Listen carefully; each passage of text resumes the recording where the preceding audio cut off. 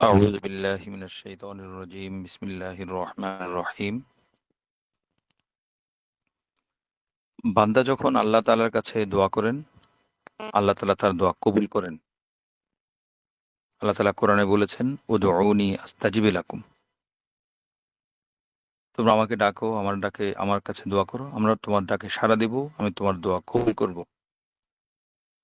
তো এক্ষেত্রে একটি বিষয় খেয়াল রাখা জরুরি। নবীজি সাল্লাল্লাহু আলাইহি ওয়াসাল্লাম বলেছেন ইউস্তাজাবু লি আহাদিকুম মা লাম ইয়াজাল ইয়াকুল দাআউতু ফালাম ইউস্তাজাব লি, তোমাদের প্রত্যেকের দোয়াই কবুল করা হয়, তবে যদি সে কি না করে, মা লাম ইয়াজাল, যতক্ষণ পর্যন্ত না সে তাড়াহুড়া না করে এবং একথা না বলে আমি দোয়া করলাম কিন্তু কই ফালাম ইউস্তাজাব লি, কবুল করা হলো না।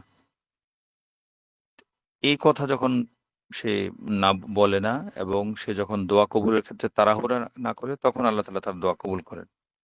তো অনেক সময় আমাদের এমন হয়, আমাদের কারো কারো ক্ষেত্রে দোয়া করার পরপরই আমরা দোয়ার ফলাফল দেখার জন্য ব্যতিব্যস্ত হয়ে পড়ি। তো এটা আসলে আমার দোয়া কবুল হওয়ার পথে সবচেয়ে বড় বাধা। দোয়া কবুল করার পথে সবচেয়ে বড় বাধা হলো দোয়া কবুল হওয়ার জন্য বা দোয়া কবুল হওয়ার আলামত দেখার জন্য তাড়াহুড়া করা, এবং দোয়া কবুল হতে দেরি হলে বা আমার দৃষ্টিতে আর কি, আমি যেভাবে দোয়াটা কবুল হওয়াটা চাই সেভাবে আমি দোয়া কবুল হওয়ার আলামত দেখতে না পারলে হাহুতাশ করা, এটা হলো দোয়া কবুল হওয়ার পথে সবচেয়ে বড় বাধা।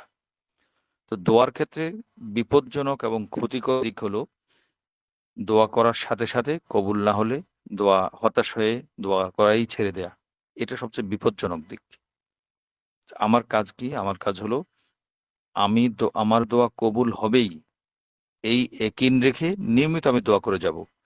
দোয়া কবুল হচ্ছে না কেন এই নিয়ে আমি আক্ষেপ করব না, আফসোস করব না, হাহুতাশ করব না। আমি এই বিশ্বাস রাখবো আমি যা দোয়া করছি সেটা কবুল হবে, তবে কবুল হওয়াটা আমার পছন্দনীয় বা আমার ঈপ্সিত, আমার বাঞ্ছিত পদ্ধতিতে না হয় অন্যভাবে হতে পারে, এ বিশ্বাস রাখবো। আর আমি হাহুতাশ করব না, এ কথা বলবো না যে আমি দোয়া করলাম দোয়া কবুল হলো না। এই ধরনের এই সুন্নাহ বিরোধী আচরণ, সুন্নাহ বিরোধী অস্থিরতা আমি আমার নিজের মধ্যে থাকলে সেটা আমি দূর করব। আল্লাহ তাআলা আমাদের সবাইকে তৌফিক দান করুন, আমিন। ওয়া আখিরু দাওয়ানা আলহামদুলিল্লাহি রাব্বিল আলামিন ওয়া মা আলাইনা ইল্লাল বালাগুল মুবিন।